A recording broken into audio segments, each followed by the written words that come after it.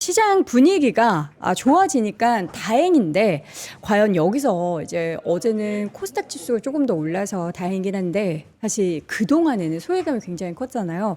이러한 부분들도 궁금하고요. 그리고 오늘 야간 선물 기준으로 봤을 때는 와 시장이 이거 얼마나 오를지도 궁금한데 여기서 우리가 대응을 또 어떻게 해야 되는지 이분 모시고 이야기 나눠보겠습니다.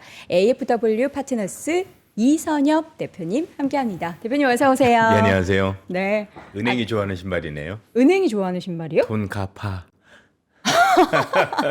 잠깐만요. 죄송합니다. 이런 개그 좋아하시는군요. 아, 저랑 네. 결이 좀 네, 많네요. 어젯밤에도 개그맨 한 10분 뵌 것 같아요. 아, 진짜요? 어떤 뭐? 상가집에 갔었는데 예. 상가집에서. 그래서 인사드렸더니 또 계시더라고요. 돈 갚아. 예. 예, 돈 갚아. 요거 여러분들 아침에 뭐야 어이없어 하다가 오늘 저녁쯤 돼서 샤워하시다가 돈 갚아 하면서 혹자 웃으실 겁니다.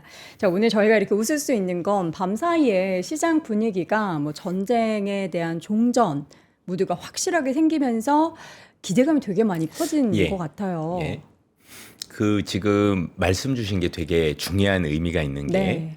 뭐 트럼프가 종전 얘기한 게 뭐 제가 정확하게 기억은 모르겠지만 최근에만 30몇 번을 했다고 얘기하더라고요. 되게 많이 했죠. 그런데 이게 되게 의미가 있는 게 뭐냐면 그 정도로 종전을 되게 생각하고 있는 것만은 분명해 보이는 네. 거고 뭐 우리가 정확하게 이번 주말에 트럼프가 얘기한 대로 나온다라고 알 수는 없지만 분명한 건 이 시기를 놓치면 트럼프 입장에서도 돌이킬 수 없는 결과가 있다라는 걸 보면 그러니까 뭐 트럼프가 어떻게 할 수 있다 이런 거야 단기적으로 우리가 판단하기는 어려워도 네네. 이 시기를 놓치면 더 이상 이제 트럼프도 선거 11월 선거 3일을 앞두고 나서 더 이상 손을 쓸 수 없는 지경으로 가는 것만은 분명해 보여요. 그쵸. 그러면 시간은 우리 편인 것 같아요. 그래서 딱 주말이 아닐지라 하더라도 제가 보기엔 아주 머지않은 시기에 종전까지는 아니더라도 최소한 유의미한 결과를 도출할 수밖에 없는 이거는 뭐 안 하면 안 되는 그렇다라고 생각을 해야 될 것 같아요. 그런데 이게 어떻게 연결이 되냐면 단순히 그걸로 끝나는 게 아니라 최근에 뭐 물가도 나오고 그랬지만 사실 이렇게 되면 연준을 신경 쓰지 않아도 되는 왜냐하면 결국에 그렇게 되면 그 결과가 우리가 원하는 것 유가가 내리는 걸 거고요.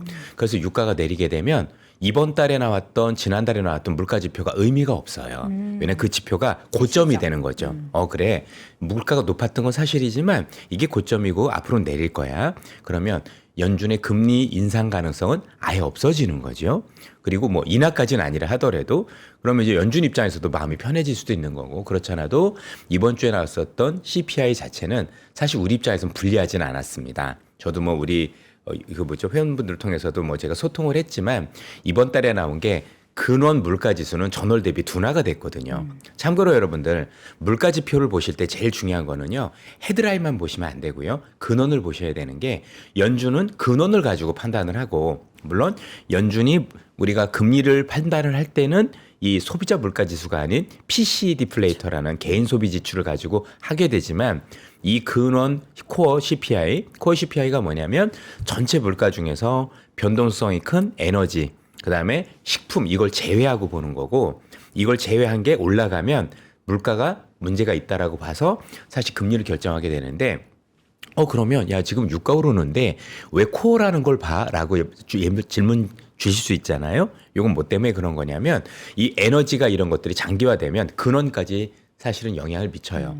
그러면 야 이 일시적인 요인이 근본적인 원인까지 영향을 미치는구나. 그러면 금리를 올려야 되겠다라고 하는 건데 이번에 나온 물가는 뭐냐면 에너지 때문에 물가는 높았지만 아직 근원을 건드리진 않았구나라는 게 핵심이에요. 그래서 지금 이 일이 있기 전까지는 어떻게 생각을 하시면 되냐면 연준은 금리를 올릴 수는 없는 거고요.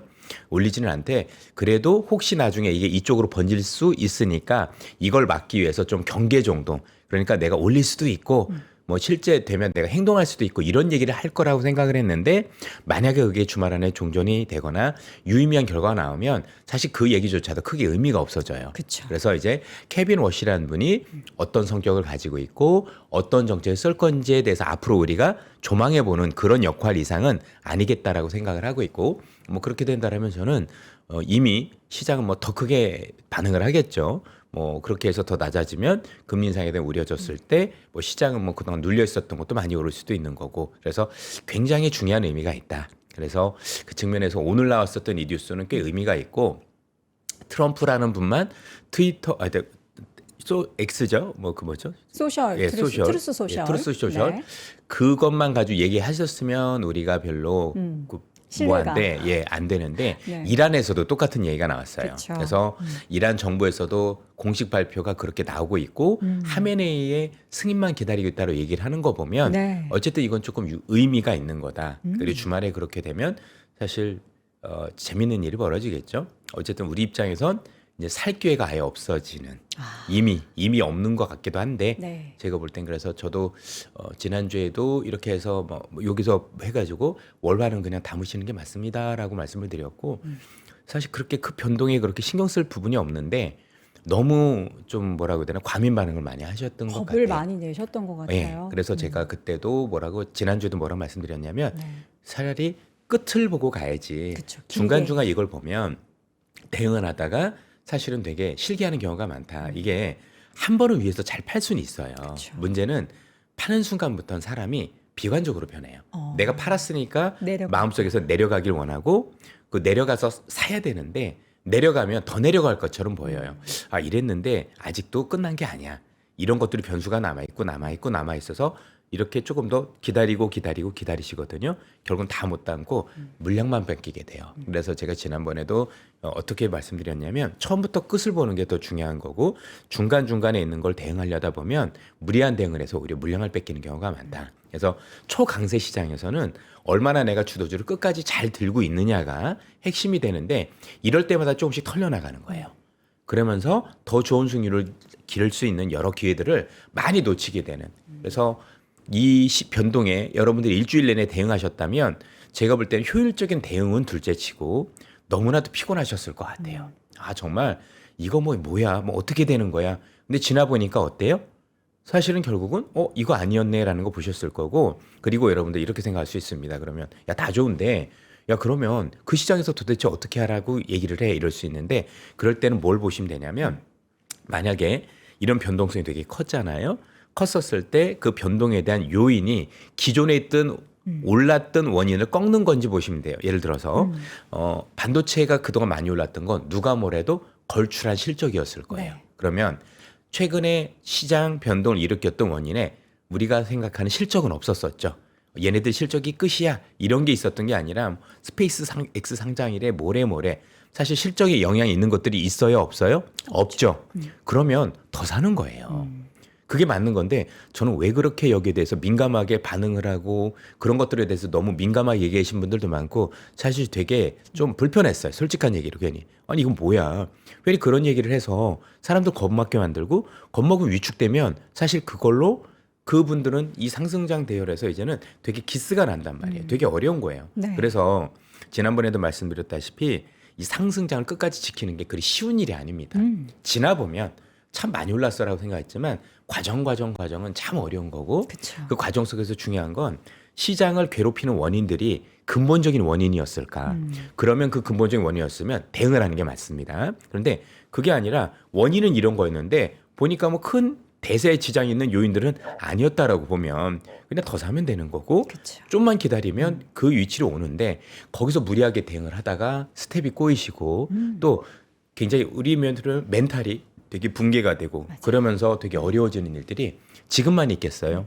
저는 앞으로도 이 자리에서 그러면 올라갈수록 이건 더 하거든요. 그럴 때마다 근본적인 고민을 먼저 하셨으면 좋겠다는 말씀을 꼭 드리고 싶습니다. 이게 우리가 5월에도 유가와 금리 그럼요. 매크로 변수가 네. 되게 힘들게 했고 또 6월엔 심지어 거기에 더해서 수급적인 이벤트까지 벌어지다 보니까 이제 엎친 데 덮친 격으로 해서 굉장히 또 많은 힘든 맞아요. 구간들이 계속 펼쳐지는데 이게 이제 7월에 또 8월에도 없다라고 우리가 단정 지을 수는 없겠지만 분명히 상승하는 그 추세에서 계속된 변동은 있을 건데 그럼요. 뺏기지 말자. 물량 뺏기지 그렇습니다. 말자. 계속해서 잘 가져가셔야 되고 말씀드렸지만 무슨 변동이 나왔었을 때는 그 변동의 원인이 뭔가에 대해서 고민해야 되는 거고 그게 추세 변수인지 네. 그러니까 우리가 방향을 꺾는 변수인지 아니면 좀 과열인데 이걸 시킬 만한 변수인지 올라가는 시장에서 시키는 변수는 그냥 사면 되는 거예요. 기존에 있었던 건 포지션을 정리하면 안 되는 거고 네. 잘 사고 더 담아가야 되는 거고 그러지 않으면 다 꼬이게 됩니다. 그쵸, 그쵸. 그리고 또 주변으로 가고 이렇게 모습들이 많이 되죠. 우리 또 시청자분들이 대동단결하여 말씀하시는 내용 중에 하나가 이제 인사이트에 대한 당연한 이제 믿음과 칭찬도 있지만 우리 이선호 대표님의 말씀을 들으면 마음이 되게 차분해지고 편안해진다. 근데 저도 그래요. 저도 이제 질문 드리고 이렇게 가만히 듣고 있으면 갑자기 모든 온갖 네. 시장에 대한 걱정들이 차분하게 먼지들이 이렇게 싹 가라앉는 그런 느낌이 좀 드는데 이제 뭐 관련해서 AI 산업의 그 안에 있는 대형주 투자하시는 분들은 그래요. 이렇게 하면 된다 하는데 코스닥 얘기가 예. 최근에 이제 조금 이제 물론 소부장 예, 쪽 예. 그리고 일부 바이오 예. 종목들 좀 좋지만 아직 너무 아쉽잖아요. 네. 어떻게 코스닥 투자자분들은 어떻게 좀 웃을 수 있는 날이 올까요? 예. 올 수 있다라고 봅니다. 옵니까? 왜냐면 코스닥이 소외됐던 원인이 여러 가지가 있었을 겁니다. 하나는 워낙 반도체 중에서 흔히 얘기한 대장주 두 개가 너무 걸출했죠. 네. 근데 그들의 꼭 실적이 좋아서 코스닥이 소외됐던 건 아니고 정책 때문입니다. 무슨 얘기냐면 반도체가 좋아요. 반도체가 좋은데 기존의 반도체 기업들의 정책은 뭐냐면 물량을 늘리지 않고 가격을 올리는 정책이었었어요. 그쵸.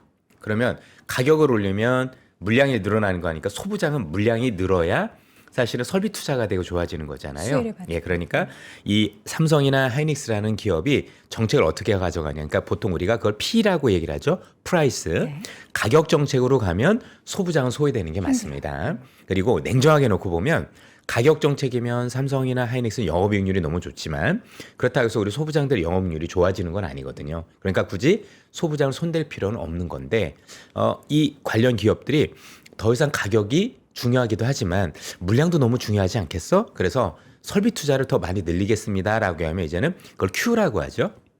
Q 정책으로 전환을 하면 사실 그때보다 소부장도 굉장히 영향을 많이 받는데 최근에 SK 하이닉스의 최태원 회장님께서 2030년까지 현재는 설비 투자의 2배로 하겠습니다라고 구체적인 정책을 처음 제시해 주셨죠. 그렇죠. 예, 이 얘기인즉슨 이제는 반도체 기업들도 P 중심에서 Q까지 가겠다라고 얘기를 한 거고요.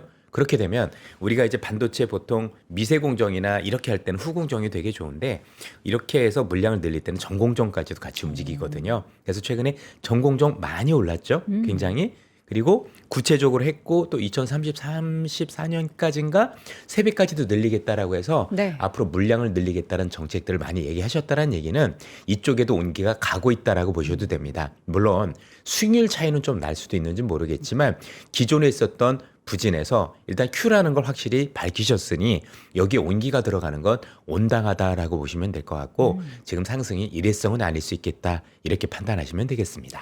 그럼 반도체 소부장, 코스닥 안에서 반도체 소부장은 이렇게 이제 더 확대되는 악수 효과를 기대해서 주가의 상승이 함께 이루어질 수 있다라고 보는데 다른 코스닥, 그러니까 사실 코스닥 안에는 네. 대표적인 시총 상위에 보면 2차 전지도 있고요, 예. 바이오도 있어요. 이 바이오도 최근에 뭐 알테오젠 네. 주가 흐름 보면 또 반등하고 있기는 한데 지금 시가총액 1위로 알테오젠이 올라선 걸로 알고 맞아요. 있습니다. 네. 바이오나 2차 전지에 대한 투자 코스닥 쪽에서는 어떻게 보고 계실까요? 우선 바이오는 각계 전투예요. 우선 현재 바이오 관련 기업들은 AI하고는 무관하죠. 네. 그러니까 지금 우리가 시장의 중심이 AI이기 때문에 네. 사실 그거하고는 조금 무관하게 개별적으로 움직이는 모습들이 있는 건데 현재 진행되고 있는 바이오 기업들의 일단 실력은 제가 볼 때는 확실히 인정할 만하다. 우리가 처음에 옛날에 봤었던 제약바이오 그때는 정말 사기가 더 많았어요. 정말 카더라 네. 또는 정말 제가 볼 땐 상식적으로 말이 안 되는데 저런 기업이 뭘 할 수 있다고?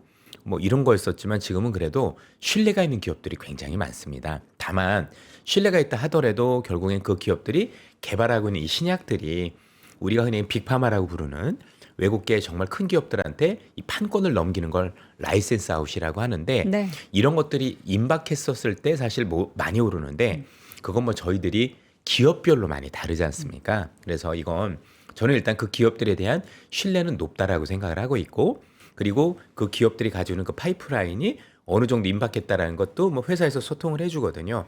거기에 맞춰서 따로 투자하시는 게 맞지 않을까. 다만 말씀드렸다시피 AI는 아니기 때문에 현재 올라가는 시장의 결하고는 다르다. 쉽게 얘기해서 AI 때문에 올라가는 시장에서 바이오니까 같이 올라가야 된다는 논리는 성립이 안 되는 거고 그냥 바이오는 그냥 각계 전투로 올라갈 가능성이 높지 않을까라는 생각을 하고 있고요. 네. 2차 전지 쪽은 저는 어쨌든 간에 지금보다는 나쁜 그림은 아니라고 생각을 해요.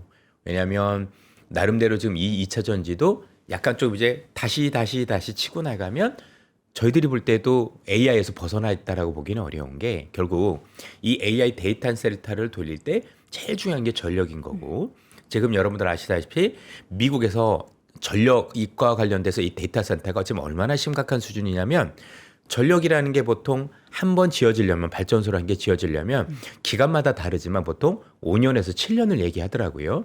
근데 데이터 센터는 당장 지어지고 1, 2년 만에 지어지고 그런 발전 설비가 없다 보니까 요즘 미국에서 블룸 에너지가 뜨는 게 그거잖아요.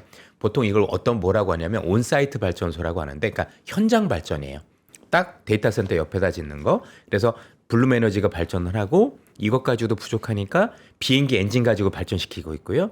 이것 가지고 부족하니까 또 선박 엔진 가지고 발전을 해요. 그럼 생각을 해보세요. 선박 엔진 가지고 한다고?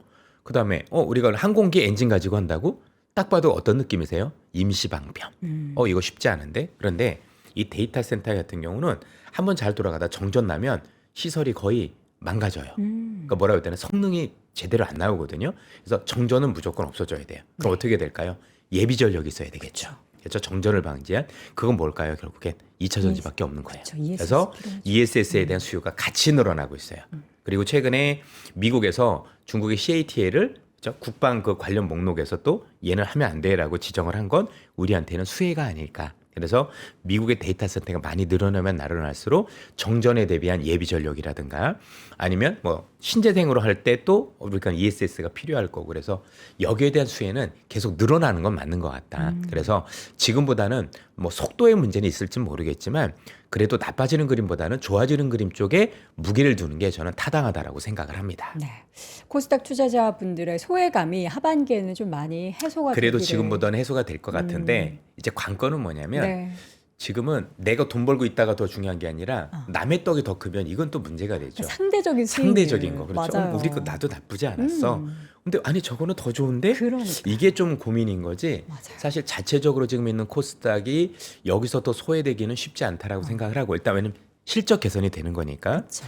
예. 근데 이거는 지난주에 저는 제일 아쉬웠던 게 그거였었어요. 특히 한 2주 전부터 반도체 레버리지가 되게 상장되고. 불편했어요. 네. 왜냐면 이제 하이닉스하고 삼성과 관련된 레버리지가 있다 보니까 지금 많은 투자자분들은 내가 삼성 하이닉스가 없어서 되게 소외됐다고 생각을 하셔서 무리하게 여기를 투자하셨는데 맞아요. 문제는 ETF 중심이다 보니까 이분들이 그동안에 가지고 계셨던 그 ETF가 반도체 레버리지?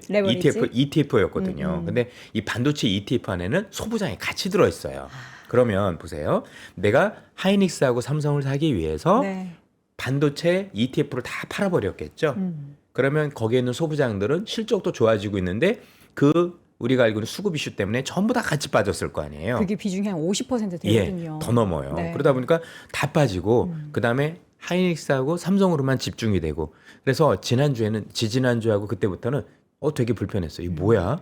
정말 죄 없는 기업들이 이런 어떤 수급상 이슈 때문에 이게 ETF 때문에 벌어진 현상인데 예전에 우리가 투자할 땐 개별 종목을 투자했을 거고 네. 아니면 펀드에 투자했기 때문에 이런 게 없었어요. 뭐 예를 들어서 내가 소부장 한두 개 가지고 있으면 그냥 이거 팔고 딴 거 사면 그 기업만 조금 그럴 수 있는데 모든 분들이 다 그걸 들고 있다 보니 이거 다 팔 때 와르르 다 밀리고 그렇죠? 왜냐하면 이게 ETF라는 게 또 다른 단점이 있는 게 뭐냐면 우리가 이전에는 강세장에서는 개인 투자자분들이 많이 들어오셨어도 흔히 얘기해서 주식형 펀드에다 돈을 맡겼단 말이에요. 그래서 돈은 개인 돈이지만 운용의 주체는 기관이었는데 이 ETF는 개인들이 직접 운영하신단 말이에요. 그렇죠. 그러다 보니까 개인분들이 너무 훌륭하시고 좋긴 하지만 약간의 단점이 약간 집중화 성향이 강해요. 수급의 쏠림. 군중 심리. 그래서 우르르 몰려갔다가 우르르 이렇게 되는데 그래서 올라갈 때도 함부로 좋게 올라가는 경우도 많지만 내려갈 땐 이런 식으로. 그래서 투자자분들께서 지금 꼭 보셔야 될 게 뭐냐면 지금 그것 때문에 빠지는 일들이 왕왕 생기고 있는데 그쵸. 만약에 그게 수급 이슈였고 실적 이슈가 아니면 잘 담아야 돼요. 사실 그거 되게 기회가 되는데 실제 쳐다보고 있으면 쉽지 않아요. 그랬어요. 이거 뭐 정말 큰일 난 거 아니야? 네. 내가 나더라도 지금이라도 이걸 팔고 다른 데로 가야 되는 거 아니야라는 오판을 불러일으키기가 너무 쉽다라는 측면에서 이 코스닥으로 인해서 벌어지는 이 수급에 되게 우리로 뭐라고 해야 되나 이 혼란 네. 이런 것들에 대해서 조금 제가 보기에는 현명하게 대처하셔야 되지 않을까. 사실 제가 뭐 매일매일 나와서 그런 것들을 좀 말씀드리면 되게 좋겠지만 사정상 그런 건 안 되지만 너무 아쉬웠어요. 이건 가서 한번 말씀드리고 싶은데 너무 안타깝다. 저라면 정말 팔면 안 되고요. 네. 더 사셨으면 좋겠어요라고 말씀을 드리고 싶었고 그런 분들이 있는데 뭐 대부분 보면 뭐 겁을 주고 뭐 우려고 막 이렇게 하고 그러다 보니 투자자분들은 그렇지 않아도 빠지는데 그런 얘기 들으면 어떻게 될까요? 불안하죠. 더 위축이 되지 않습니까? 그렇죠? 그래서 저희도 그렇지만 나중에 우리도 전망을 할 때 다 맞출 수는 없어요. 저도 틀리는 경우도 많고 네. 실시할 수도 있지만 최소한 그런 경우는 나오시는 분들이 책임감을 가지고 최소한 이런 건 아닙니다라고 저는 얘기해 줄 필요가 꼭 있다라고 생각을 해요. 근거라는 게 명확해야 되잖아요. 그쵸. 카더라가 아니라 정확한 근거를 가지고 이래서 이렇게 하니 너무 두려워 마시고 이건 파는 게 아닙니다. 라고 얘기해 주실 수 있는 용기도 저는 꼭 필요하다 말씀을 드리고 싶습니다. 저희가 이선엽 대표님은 사실 일주일에 한 번 모시잖아요. 월무부를 통해서. 근데 지금 해주셨던 시장이 좀 불안할 때 좀 다독다독 해주시고 잡아주셨던 그런 얘기들을 이기는 투자사령부에서는 매일 해주고 계시죠. 많이 말씀을 드리고 네, 있죠. 네. 예. 이번에 여러분들이- IPO도 그랬고 뭐 음, IPO는 두려운 게 아니라 IPO 되고 나면 그 뒤부터 많이 오릅니다. 그러니까 오늘 또 때마침 스페이스X 네. 상장 디데이예요. 그동안에 그 수급을 이리저리 다 뺏겼고 특히나 제일 많이 뺏긴 게 스페이스X 관련한 사실 얘기인데 그것도 좀 애매했어요. 애매해요? 왜냐하면 등치에 비해서 그 정도 뺏긴 걸 뺏긴다라고 얘기할 수 있을까? 왜냐면 지난주 금요일부터 있었던 시장의 하락을 놓고 보면 네. 굳이 스페이스X가 아니었다 하더라도 네. 과도한 쏠림이었기 때문에 일부 해소되는 과정이 필요했었고 저는 필요했었을 땐 그 정도 변동성은 된다라고 생각을 했어요. 근데 그걸 감안했었을 때 정말 그 정도 뺏긴 거냐라고 생각을 하면 아직은 고민이 많이 돼요. 네. 왜냐하면 이제 이게 보통 이렇게 상장이 되고 나면 제일 중요한 건 지수에 편입되느냐 여부인데 이미 아시는 것처럼 S&P 500에는 지금 편입이 되지 않죠. S&P 500 같은 경우는 기준이 있어서 예, 여러 가지 뭐 실적도 나와야 되는 거고 플러스가 나와야 되는 거고 1년 정도가 지나야 네. 되는 거 그런 건데 그렇지 않다면 인덱스들이 일부는 담을 수도 있겠지만 그렇죠. 그렇게 많이 안 담을 수도 있거든요. 시간을 두고 담을 거니까. 그렇게 생각을 하면 수급적인 이슈가 꼭 그렇게 컸다라고 얘기하기도 되게 애매한 부분이 있습니다. 분명히 영향은 있었어요. 네. 저도 이해를 하는데 원래 아니었어도 그 정도일 거라고 생각을 했는데 그걸 가지고 이렇게 하는 게 맞는가 싶고 그런 게 있으면 사실 반드시 사야 될 겁니다. 반드시. 왜냐하면 실적 이슈가 아니잖아요. 그렇죠. 그렇죠? 일시적으로 수급이 빨려들었다 다시 나오는 거잖아요. 근데 그걸 가지고 하락의 요인이다라고 얘기하면 안 되죠. 그냥 잘 사세요라고 얘기하는 게 정확한 판단이라고 생각을 합니다. 사실 이렇게 변동성 있었던 한 1, 2주 요 사이에 정말 좋은 뉴스들도 많았거든요. 그거가 지금 다 가려져 있죠. 맞아요. 그게 네. 안 들리는 거예요. 그리고 나서 오늘 보니까 별로 달라진 것도 없는데 반도체 관련 이제 10몇 퍼센트 떴죠. 우리도 오늘 그럴 텐데 그러면 그동안 대응한다고 이제 그렇게 했던 분들 지금 과연 더 살 수 있을까요? 오늘 급등하면 좀 저는 못 살 것 같은데요. 쉽지 않을 것 같은데요. 그렇죠. 그러면 이제 딴 데 가야 될 텐데 네. 그만한 수익 자신 있으신가요? 그렇죠. 그거를 대신할 만한 자신 있을까요? 결과론적으로 놓고 보면 무리한 대응이 항상 화를 더 부른다. 네. 저는 제가 실력이 없어서 그런지 모르겠는데 그런 대응 못 하겠더라고요. 그러니까 뭔가 팔고 다시 사야지 변동성에서 조절해야지 이런 실제 그 이론은 되게 좋은 거예요. 거. 근데 실전을 해보면 일단 심리적으로 네. 그 불안함을 견디시면서 그게 가능하냐. 왜냐하면 만약에 제대로 된 대응이면 불안이 없어야 돼요. 그쵸. 왜냐하면 팔았어? 그래 이거는 일시적인 요인이잖아. 스페이스X? 아니 이건 실적 요인이 아니라 잠깐 수급이 꼬였다 나오는 건데 그럼 내가 좀 변동했을 때 정말 더 사야지. 그래 이번 조정은 너무 고마운 조정이야. 정말 기회인데 이렇게 생각하신 분이 있느냐는 얘기입니다. 그렇게 대응했으면 제가 볼 땐 100점 맞는데 그게 아니고 좀 더 불안하고 좀 더 기다리고 이러잖아요. 네. 그러면 그건 대응이 안 돼요. 더 불안하잖아요. 지금도 그럴 거리 오르고 나면 따라 사야 되는데라는 생각을 하는 게 아니라 아직도 이게 남아있고 이게 남아있고 이게 남아있고 예를 들어서 앞서도 말씀드렸지만 혹시 주말에 이란과 합의가 나오게 되면 FOMC 의미도 없거든요. 그럼 이제 또 FOMC 기다리면 그것도 웃긴 거죠. 네. 되게 재밌는 상황들이 많이 벌어지는 거예요. 그러니까 시장은 어떻게 될지는 알 수는 없지만 항상 중요한 건 큰 그림에서 이게 기회인가 아닌가 그것만 판단하는 게 중요한 거고 그 너무 잦은 변동에 대응하면 저도 꼬이고 여러분들도 꼬이고 일단 정신적으로 되게 혼미해지면 어떤 사람이든 그렇지만 그렇게 정신적으로 되게 복잡하고 피곤한 상황이 되면 판단이 오판이 나오지 제대로 된 판단이 나올 수는 없는 거예요. 그래서 좀 더 냉정할 필요가 있는데 그렇게 냉정할 때 변동을 제가 볼 때 스킵해야 돼요. 변동이 있어도 네. 그냥 관망. 관망이 아니라 그것만 보면 되니까 그래 살 기회였나 그런 것만 보시면 되지 않습니까? 네. 근데 막상 살 기회라는 걸 알아도 손이 안 나가요. 그렇죠. 불안하니까. 그러니까 관망이에요. 그리고 잘 사면 좋은데 쉽지 않으니까 제발 샀다 팔았다 하면서 한다? 저는 불가능하다라 보는 거고 이거 잘하는 사람이면 고수들은 가능해요. 그러나 투자자분들 중에서 초보라면 이건 사실 쉽지 않습니다. 저도 못해요. 진짜 정확한 말씀이신 네. 것 같아요. 내가 섣불리 저점을 예측하고 고점을 예측할 수가 없는 거를 인지를 하고 받아들여야 그럼요. 되는데 보니까는 이쯤이 저점이었고 지난번 보니까 이만큼 올라가면 좀 한번 팔아야겠네. 와 그거 잘하는 분들은 제가 이제 후배들한테 가끔 혼낼 때 그런 얘기를 많이 해요. 너는 지금 여기서 여기 끝도 모르면서 중간중간 변동까지 맞추려고 한다고? 이것도 모르는 애가 이게 가능해라고 하는 게 저희 지적이에요. 신도 모를 것 그렇죠. 같아요. 못하죠 아무도. 근데 너무 거기에 대해서 그 대응을 할 때 너무 적극적으로 이렇게 하게 되면 그건 적극적인 대응이 아니라 오히려 잘못된 판단을 그러는 대응이 될 수 있다라는 게 초강세장의 특징이에요. 다시 한번 말씀드리지만 모든 시장이 그런 게 아니라 그렇죠. 박스권 시장에서는 그게 유효합니다. 저희들이 볼 때도. 그런데 시장에 따라서 예를 들면 하락장에서도 그렇게 하면 안 되고 상승장에서도 그렇게 하면 안 되고 그러니까 상승장에 맞는 투자 원칙이나 매매 방법이 있을 거고 네. 박스권일 때는 방법이 있다라고 생각을 하는데 지금은 역대급 상승장이죠. 그러면 기존에 있었던 그런 관점을 가지고 시장을 접근하게 되면 되게 아쉬운 점들이 많을 수 있다라고 생각을 해야 됩니다. 마지막으로 한 가지만 더 네. 여쭤볼게요. 최근에 투자 자금들이 또 개인 투자자분들이 반도체 그동안에 못 샀던 포모의 영향으로 그 젠슨황 방한 효과 관련된 종목들이 굉장히 많았잖아요. 그동안 못 올랐던 네이버 급등 그리고 뭐 LG그룹주, 두산그룹주 또 뭐 현대차도 피지컬 AI로 함께 오르고 근데 이런 종목들이 올랐다가 또 급락이 굉장히 많이 기대감에 나왔어요. 올랐다가 좀 빠졌죠. 네. 네. 이런 종목을 사실 뒤늦게 좀 고점에서 매수하신 분들이 꽤 많으시던데 어떻게 좀 해야 될까요? 기다리면 된다고 생각을 합니다. 기다릴까요? 사실 제가 지난번에도 젠슨왕이 치킨만 먹으러 온 게 아니라고 말씀드렸지만 우리 기업들이 사실 그 AI 밸류 체인에 공식적으로 합류한 거지 않습니까? 작은 뉴스가 아닙니다. 네. 다만 지금 당장 실적이 안 나오는 거죠. 그쵸.